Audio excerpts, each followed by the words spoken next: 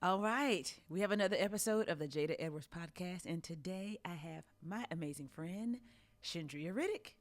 Hi, thank you for letting me be here. Welcome to season 3 of the Jada Edwards podcast. You'll get a little bit of Bible teaching, some great stories, and some great interviews along the way. Okay, Shundria. So this is fun for me because I'm doing this series on the best story you've never heard, and it's been really cool to talk to some of my friends. But like I told the listeners before, I only have a very small handful, of those real friends. Shundria, y'all, is one of those friends. Like, if you get her at the lunch table and like tell me the scoop, she will know the scoop, but she won't tell you. I can tell you, confidential. But she knows. You know all the things. And what's crazy, let me tell you a little bit about Shundria. I have known, has it been like 20 years? It's been like 24-ish, because I think I met you a couple years before I got married. Yeah, I think I met you at Oak Cliff, right? Yeah, about 24, maybe 25. Yeah, maybe 25 years, right. And so I met her a few years before I got married, so it's been 25 years. Oof. And I know. We all. Girl, Jesus, Lord, talking about, girl, I've been known her 25 years. I know. Somebody's listening like, I am 25. Right. I know. One day, hopefully, you'll be blessed enough to have friendships that last that long. And our friendship, like a lot of friendships, has evolved, Yes. And I think we had really good friends. Priscilla was my close friend. You were closer to Crystal, who's Priscilla's older sister. But then as you get older, those 3 or 4 years of age, they just don't matter. They don't matter. They matter in 9th and 12th grade. Right. After that, like, no one cares. You're just like, we women trying to make it out here. So it's been cool to just see that evolve. But I would say maybe about, I don't know, maybe right before I got married. I came to you and met you and husband at the time. Well, still, that's part of the story, whatever. And got advice from y'all. I was like, what do I do? And y'all were like, here's what we do. And then we got married, and you're a part of that. And then, just kind of at a steady pace evolved. But you were always that person. I was like, man, that's a good wife. I'm not made like Shundria, y'all. She's super kind. And so very gracious and giving and all that stuff. So I was like, oh, she's kind of like my mama. I'm not like that. But so we would bond over those kind of moments. But then, I think when we had kids, because you'd already had kids, that was a big moment for us. Even before then, your experiences with kids, so much to get into. But all that to say, even after 25 years, here's the beauty of friendship. I would say the last year, yes, girl, has gone to another level, hasn't it? Yes, it has. I think we've talked more in the last year than we probably talked for most of our friendship. Like, it was every day, hours, late night, early morning, texting.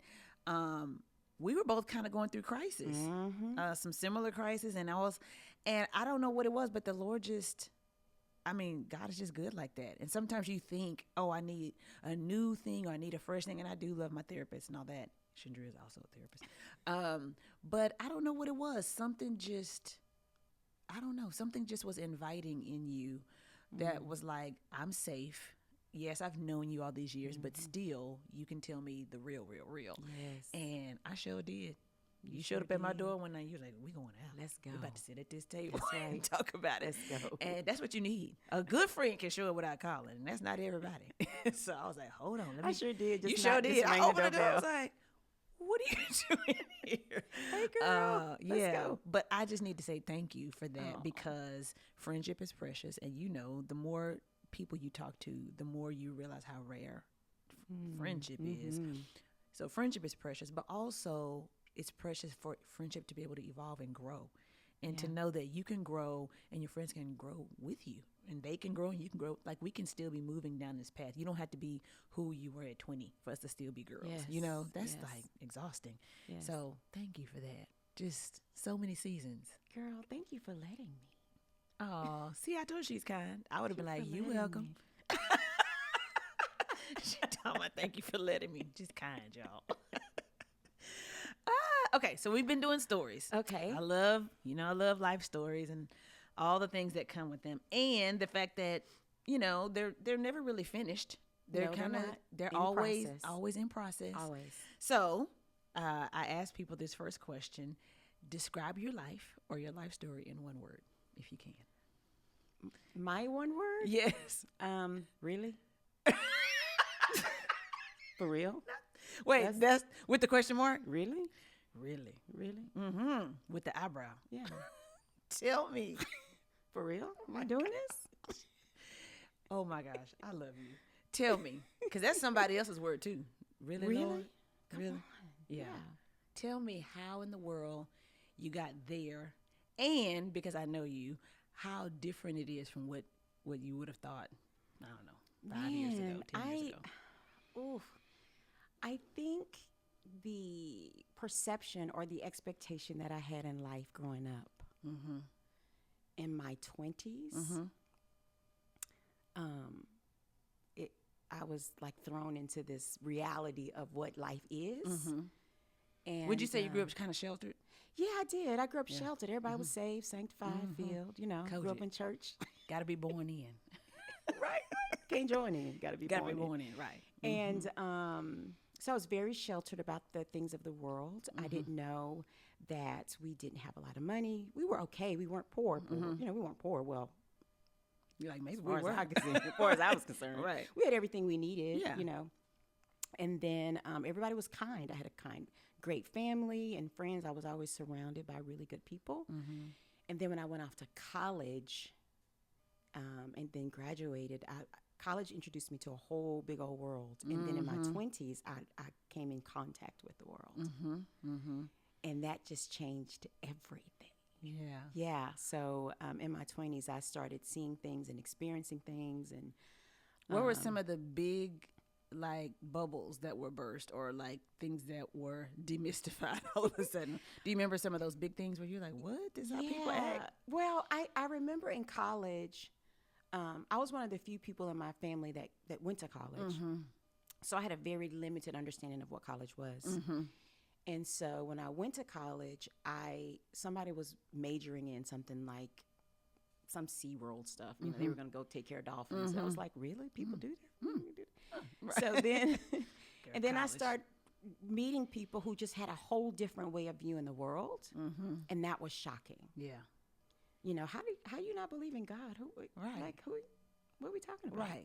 What do you mean? How is this a question? Yeah, are we debating this? Right. Right, Yeah. yeah. So realizing that people live their lives differently, and that was a big thing. I had never experienced that. So I try to tell the students, I'm like, y'all think you've been in a bubble. You think you know stuff? Talking to people who really, I mean, and if you don't know what you're talking about, you'll walk out of here like, you know what? I am a Jehovah's Witness. You know what? I think I do believe it. I don't know if Yeah, Jesus you is have real. I don't know. I think prayer doesn't work. Yeah, Right. you just you're right. It will so have that you was questioning a big lot of things. part of it. Yes. Yeah. Yeah. So tell me about when you got married. About what age that was. Oh my gosh. 27. This is kind of leading into the question that says your major mile markers. Yes. Okay, So so I it got- seems like college was one of them. College was one of them. Yeah. Getting married. I got married at 27. Okay, hold on, because now I'm backing up. Is there anything before college that you think this was a major mile marker, like family, belief, death, divorce, stroke, anything? No, life was just kind of. Life was okay. Yeah. I know there was nothing there wasn't anything traumatic or nothing big. I had a great life. Just a good Yeah, life. I had Yeah. a good life. Yeah. Mhm. Okay, so college and then marriage. Would you say was the next one? Yes, girl. I got Listen. married. That should be everybody's mile Listen. marker. Nobody told me. It was good. Girl, they didn't tell us. Jesus. Got married at 27, and you know, we just ready. I was just in love, and it was all great. It was a great time. It was. And so that was a step into grown. Mm-hmm. You come out of college, you're grown, but when you get married, Yeah, grown. Yeah, bills, bills. joint finances. Exactly. Yeah. Yeah. So getting married was it was great. It was good, and moving in with somebody, and I'm like, am I supposed to be in the house with a man? Right. My mama gonna come get me. gonna come get me. So that Girl, was you were different. super churchy. You was real holy. Yes, You because were Jesus is the way. is the way. Girl, you were really holy. So what were those first few years of marriage like? Because that had to be super just altering. Yeah, you have this fairy tale of marriage that you think you're going to walk, hold hands and walk down the sunset into the sunset and everything's be great. They've been lying to us. Woo! But nobody told you, you have to clean up, you got to cook, you got to come to decisions together. Get somebody else's opinion about what you want to do. So yeah, just realizing how self-focused I was and had to teach myself to think outside of just me. So if I'm doing something, hey, you want to? Oh, somebody else in here. Yeah. So just that was a big adjustment. It was great though. It was a big adjustment though. Yeah. Do you think that the marriage you saw or how the family structure you grew up with, do you think that helped you in marriage or worked against what you needed to do in marriage? Oh, it worked against it. Well, my parents are still together, like 50 something. But they just did it different last year. They did before. it, Sometimes yes. I'm like, you just married because don't nobody got time for divorce. Right. Right. And sometimes it's healthy and thriving. But I think each generation has higher expectations of marriage. Yeah. And for a while, marriage was just covering. It was just protection, just provision. And then the next generation is like, no, I want us to be able to travel together and like each other and talk at dinner together. Then the next generation is like, I want us to really connect and be in a space. I mean, it just gets higher and higher, right? Yeah. So I do think that's hard because our parents on their best day are just like, what? Yeah. Be married. They were yes, it was just married, and everything was. I grew up in just this thing. It was happening when I got there. Dad went to work. My mama did go to work, but she was home for a lot. And so she cooked, we went to school. It was just regular. Yeah, regular. So when I got married, I didn't realize, there are a lot of other things happening that I didn't realize was happening. Right. They don't let us in. They don't let us in on that part. Right. Yeah. So yeah, it was, I think it worked against me because I expected things to just flow. Right. But I didn't have there was no meaning behind the flow. Right. It's just supposed to work. What do you mean? Yeah, it just works. Just works. Yeah. It doesn't just work. Did you see your parents resolve conflict? No.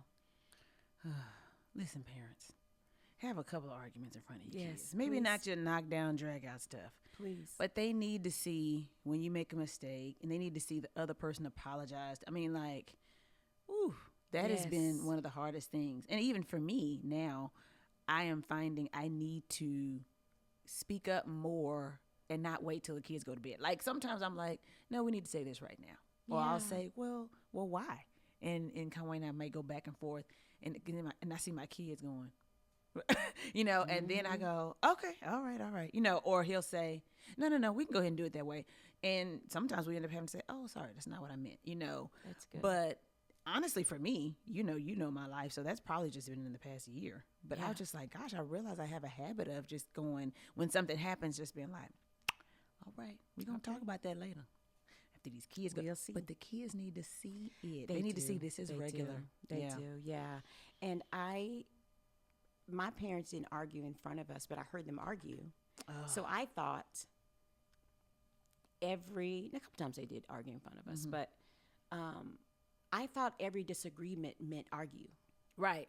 There was no such thing as disagreeing with somebody and it being okay that you disagree. Yeah, we just have a difference of opinion. Yeah. Disagreeing is a personal insult. Yeah. Ooh, that's good. Yeah. So I had How to did that adjust show with up? Because you're a pleaser. Yes, I am. That's Right. good. So if you internalize disagreement as personal insult, then what does that mean for you as a wife? Yeah. Don't disagree with me. I always agree. I always agree. Knowing that as a whole separate human, there's going to be things you disagree with. Yes. And then my gosh, what a hard expectation to put on ourselves. Yes. And then I found myself always accommodating. Yes. Okay. Okay. Sure. Yeah. I'll make it work. I'll make it work, no problem. Oh my gosh. I know. Oh my gosh. Yeah. From day one, you think? Yes, of course. From day one, I was what we call in counseling an empath. I'm gonna take on all your stuff and my stuff, and we it's just okay. I got it. I'll make sure everything's all right. I have no boundaries. I have nothing. It's whatever you need. Ooh, it's coming to America. Like, whatever you like. Whatever you like. You gotta be a certain age. Go watch, not the new one. Go watch the old one. Yeah. Yes. Wow. Wow. And so then, what does that do to a person? Because I think, and especially, I've talked a little bit about submission versus suppression. I've been talking about that recently because I think women, we struggle with that. And I'm trying to encourage my single women, don't do that from the beginning. No. Don't suppress. That is not the equivalent of submission. No. Submission is saying, here's who I am. I disagree, but at the end of the day, okay, we're going to go with what you said, but you are going to know what I think, Right. And so that suppression, I think, becomes a thing that we take on, and we think that's spiritual submission. Like, I need to diminish who I am in order to have agreement. Yes. It's so unhealthy. And it doesn't matter how godly you are. That's a simmering like volcano. It's going to go off. Yeah. And what you don't realize in doing that is that it takes everything away from you. Mm-hmm. The authenticity of who you are leaves. Yeah. You're just a robot. Yeah, you don't ever do anything. Your yes is never your yes, and your no is never your no. Oof. And you just become whatever's needed in the moment. Oh, man. Yeah. That's hard. It is hard, but it's blanketed in submission, like you said. Yeah. I'm supposed to be this way. Yeah. I'm supposed to just be whatever whatever he needs, whatever the kids need. I'm just supposed to be a need. Mm-hmm.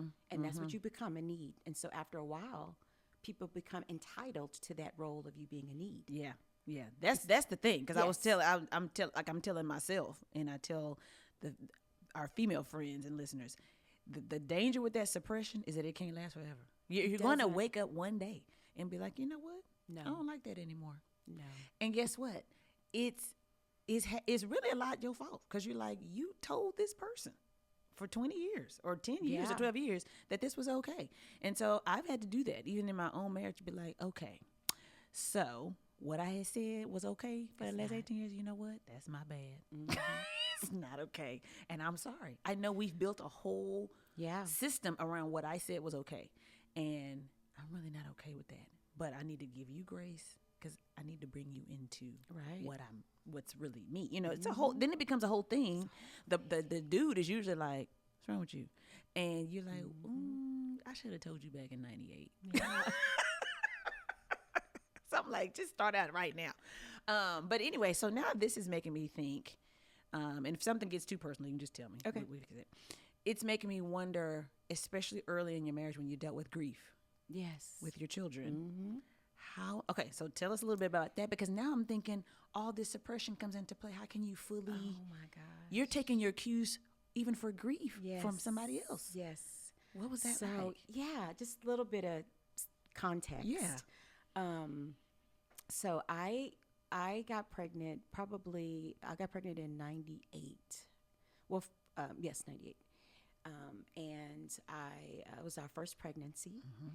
And 5 months into pregnancy, the 22nd day of the month, my daughter Grace was born too early to live outside of the womb. Mm-hmm. I immediately got pregnant right after that with my son Caleb. Mm-hmm. December 22nd, that same year in 98, we lost Caleb for the exact same reason. So that was a very dark, like I just jumped into this real huge black hole that had no bottom. Mm-hmm. And grieving, I think I was shocked for a while. Mm-hmm. And then grief just became every day. You know, woke up with it, I walked through the day with it. But when you live with someone who grieves differently, like, it's okay. And you're a suppressor. Yes. You're like, oh, well, I need to grieve like that. I need to do that, right? So yeah, it was. How different was that for you versus your husband? The way that y'all grieved the loss of those children. He's very okay. What's the plan? How do we fix it? Yeah. What's next? Let's go to let's do the next thing. And for me, who is a feeler, yes, yeah, it was hard. Yeah, you know, I remember. Yeah, it was really hard. So, am I supposed to be crying? Yeah. Do I not have faith, or Right. Ooh. you know what I mean? You seem Okay, to be. that is you so seem to have good. faith. Well, maybe my faith doesn't look like it's supposed to. Listen, how come sometimes we just equate dysfunction with faith? Jesus. Listen, just because this person got a shallow emotional well, Yes. all of a sudden it feels like faith. And God's like, what are you talking about? doing? You don't remember me in the Yes. garden? You don't remember Moses? You don't like we feel deeply. feel, And I so, know. okay, so this is a convergence, right? Now that I'm looking back on your life, that I remember being there, but I was young and not married, and we had not experienced stillbirth. We could not. We just were trying to love I didn't you. even know that those things happened. I thought So that's you what I'm get saying. It's a pregnant, you have convergence. baby. So Yes. you have a idealized Yes. understanding of marriage and pregnancy and all these Yes. things, and you're kind of like a suppressor, accommodator, Mm-hmm. and like all these things are like converging. Yes. So how, man? So that would make, instead of the grief going through that process of, being okay, it's kind of like this. Yeah. For a very long time. For a very long time. And then that next year, we prayed and fasted in 99, and then got pregnant and had my oldest son, Joshua. He's so cute, y'all. West Point grad. Whoop, whoop. Okay. That's on you, girl. I'm just kidding. I 'Cause smoothed them. He gonna I listen to this smoothed them out, podcast right. and he was like, "You told that girl that." I know, husband and wife. I get Right, it. right. But girl, Yeah, so he was born in 2000. Then not too long after that, 15 months later, I had my daughter Eliana. she's a fierce. Oh my gosh, she's a force. That's my baby too. She's a force. She gonna change the world. She is. Y'all she gonna see is. on the news. Yeah, She I'm gonna be right marching behind- somewhere. I'll be right behind her. Say something. Say something too. Right, she gonna be in the back like, "That's my daughter." Oh Yeah. Then I had Noah, who's 16. So do you feel like you had fully grieved by the time Joshua? When do you think that happened? I don't think I fully grieved until after Eliana was born. Really? Because I remember a dream I had before I had Eliana and Noah. Eliana and Joshua. I saw this little boy and a little girl on a bridge, and they were walking towards the water, and I was trying to catch them. And I could not get to them, right? And I woke up, they didn't follow, I just couldn't get to them, right? And I remember watching them walk in the house somewhere, and I thought, wow, I have a boy and a girl. Yeah. Then I thought, I lost a boy and a girl.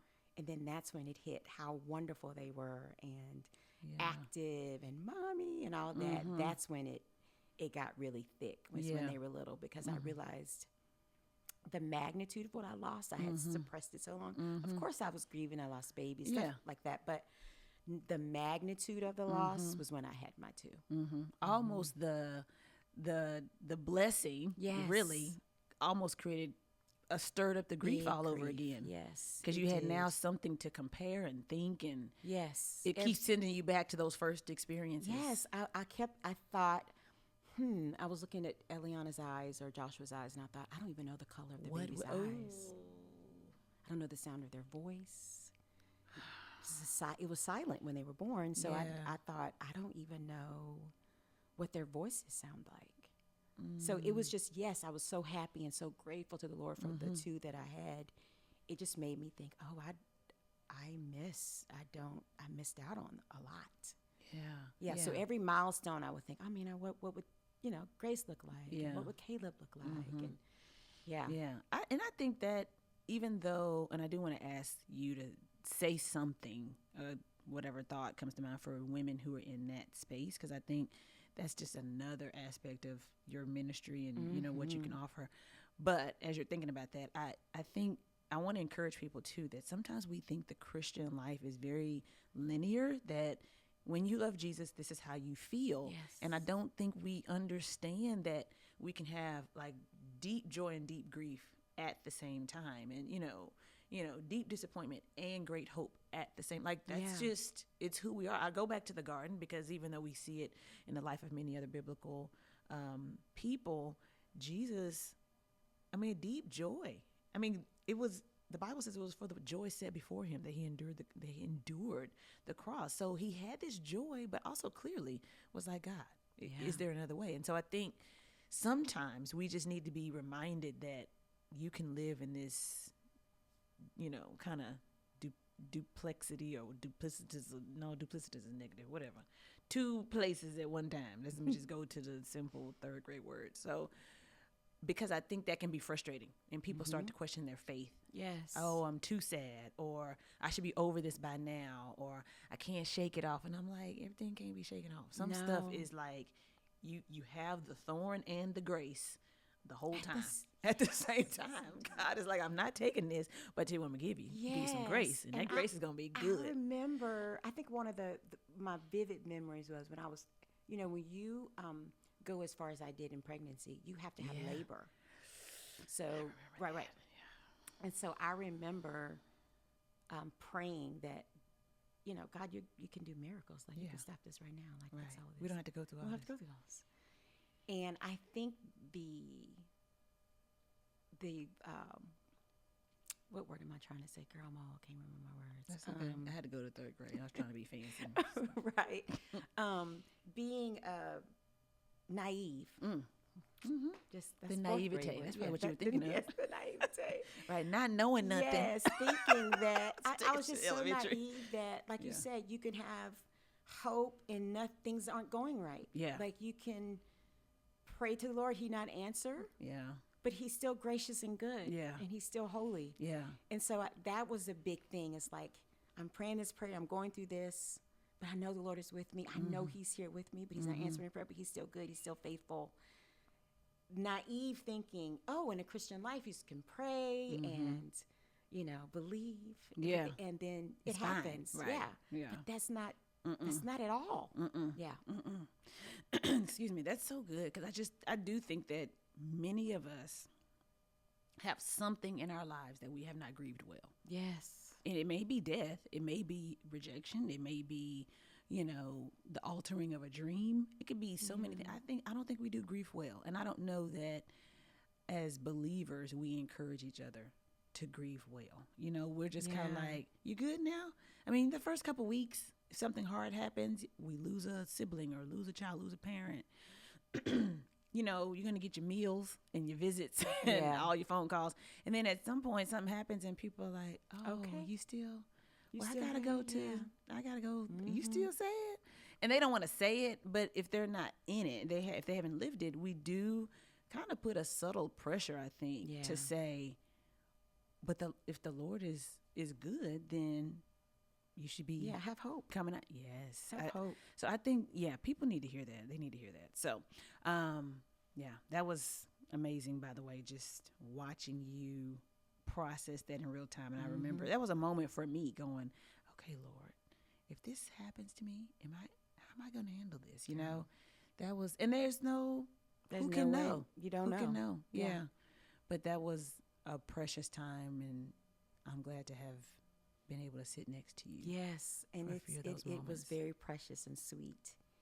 And I remember thinking, just really in that moment, seeing God's goodness and just him being there through my family and friends. Because it was just a small number of us at that time, and everybody was there. So that was great to have, to be surrounded and loved on.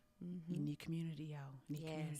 Yes. Okay, so your word for your life was really. So now I need to know all these things. There's so much story, but this point where you are right now, what is making you say, like, what? Ooh, I know you like about 8 things, but just give us a couple things. So since COVID, I went to private practice on my own and doing that full time. And that's been a circus. It's wonderful to have a full calendar. Yes. And I'm trying to diversify my business. Yeah. But I think it's been challenging to me in different ways because am an introvert. I have to go ahead and just say that. You are. I am. And I don't want to believe that, but I am. She is. And so it's making me have to ask for things and ask for help. And Jada, how do I do this? I'm like, girl, call me. Yes. So it's putting me in a lot of vulnerable spaces. But it's still the thing where I know the Lord has me here, but He ain't saying nothing. The quietness of the Lord. You like Lord for real? Really? I know. You just want Him to speak like real quick. Just talk. Just say one good thing. Give me something, God. Isn't that, gosh? How do you navigate that? Because I think so. When you look at your life, or everybody looks at their own life, but you, because we're talking about your story, it seems like that vulnerability, God is just opening it up in so many different areas. Okay, so marriage not going as expected, career not going as expected, but in a good way, because career was probably a little more plateau-ish, and then all of a sudden, listen, one crisis over here triggered a different level of calling. Yes, y'all better know that. Because we can grieve the hard things in marriage and family, but don't miss what comes out of the hard things. Because there's things you're doing in your career now you would not have done if you were still in what was considered the good place. Yes. It's something in that. It is. But it's still a lot of vulnerability. It's a lot of vulnerability and having to be okay with not knowing or not knowing how. I know that my purpose is counseling and therapy and sitting with people in hard places and walking with people. I know that that's what I'm supposed to be doing. So I'm really comfortable in that part. But when I'm pulled and challenged in other spaces, that's what I'm not. That's the thing that's killing me. Yeah. Right? Being stretched. Being stretched and saying, I don't know how to do that. The Lord, go keep on going, And that's been the hardest because I used to stutter when I was younger. I grew up, I was a stutterer. Really? Yes. I stuttered. And that's how the Lord uses me, with my voice and talking, like here on the podcast. So I get asked to go speak somewhere and I have to talk. Yeah. And so I'm very subconscious about that. And I still stutter. I'm learning how not to. My dad used to teach me, just use another word. If you can't say the word, think of another word and try. So I did that. Calm your brain a little bit. But so that's a thing with me. In my counseling, I don't have to worry about that. We're just talking one-on-one. But if I'm talking on a podcast, on a group with people, you're doing great. Where are the words? Where's the word? Yeah. Yeah, so that being I don't think I knew that. Yes. It's a whole lot of things. Okay, so here's my thing. How would you encourage people? Two things. One, when God is silent, how do you encourage people in that daily, keep going? And number two, how would you encourage people to lean into the vulnerable places? Well, one, I think when the Lord is silent, I do spend a lot of time in His Word, and I do a lot of praying through the day and asking the Lord, if you're not saying anything, show me what I need to see. Ooh, say that again. Yes. Say that one saying more time. Nothing. Just show me what I need to see. Isn't that something? Yes. So I'm much more observant. Is great. Yes. And you know what? I end up talking to people who either start having visions, dreams, things like that when they think they can't hear from the Lord. And I was like, it's a whole bunch of reasons why we may not be hearing from the Lord. Yeah. But that is great. He starts to show you what you need to see. Oh, that's a word. I didn't write that down. Yes. That's good. Yes. So staying consistent. It's like staying in His Word. Staying in His Word, and then what was the second one? The vulnerability. Because I quit. How old are you? 53? 53. You're the same age as Lacey. We just did. I just did an episode with her. Look at these women. If you're not 53, look what you have to look forward to. What's happening? Look, she's like. So the vulnerability, because a lot of us are not comfortable with that. We only want to we think that our calling means our sweet spot. And God's like, it's probably more a convergence of maybe gifting and passion, but that don't mean it's going to be. This is what I found out about vulnerability. Tell us. One, vulnerability wasn't meant to be easy. Right. just the thing about vulnerability is being vulnerable, being exposed. But vulnerability and intimacy create relationship. Ooh. Right? There's no other way to have a relationship without vulnerability and intimacy. Yeah. So my relationship with the Lord and being vulnerable solicits this me having to be intimate with him, right? Like, I'm vulnerable. I'm like, okay, Lord, I don't know how to do this. I need you to. So it increases my communication and saying, okay, Lord, I'm just going to have to trust you. And so it, it grows my faith. But even in those moments, I think as a result of that, I have found that he is growing me in areas that I didn't think he would, right? So I was about to ask you, what's surprising you about God? But like there are things that I am, I didn't realize I was capable of doing, that I'm doing now, right? Y'all hear that? Yeah, and I love it. And it wasn't as bad as I thought it was going to be. Isn't that something right there? Yeah, that's something. I love it. Consistency with the Lord. If he's not saying anything, ask him what he wants you to see. Yes. And then lean into the vulnerability, because that is really what creates relationship with the intimacy. Yes. That's so true, because with most of us with the Lord, we're like, but I went to church. Yes. I served. I read my Bible. We should be good. And he's like, the reason we not sounded really like good. A wife. Sounded like a bride. Listen. You ain't. We just all we doing is talking. Just talking. Yeah. He's like, but we not really good because you won't lean into the vulnerability, right? Which creates the intimacy, which deepens the relationship. That's right. Oh my gosh, that's so good. Okay, so last question. Okay. Anything on your bucket list that you're just like, okay, it doesn't matter that I haven't done this yet. I still want to do this before I die. I think I want to just take a nap. No. Your bucket list changes. I really do want to go on a safari in Africa. I really do want to do that. Yeah. That sounds amazing. Really want to do that. Oh, yeah. Like an up-close, personal. Just up-close. Just and lions personal. and zebras. Yeah. Maybe I want to go to Nigeria. Okay. I want to go to Kenya. Yes. Yeah, I want to go somewhere like that. And, we ride on we got to take Michelle with us, so. Oh, goodness. We have a friend, y'all. If we go do anything slightly adventurous, she would be like, what? What'd you do? You hiked a mountain. Why you didn't call me? Yeah, exactly. We have to take her. Yeah, I do want to do that. Ooh, that sounds fun. We got time, girl. We're going to do it. We're going to do it. Well, I want to thank you so much for being here. We probably going to have to do a part 2. I always say that. But I think just where you are and all of this shifting kind of seasons of life, when we think at a certain age or a certain season, we're supposed to be stable. Kids are out of the house, got one left in the house. You think, oh, boom. You're like, no. Sometimes God can allow disruption when we think we should be our most stable. He's like, but good things will come out of that. Yeah.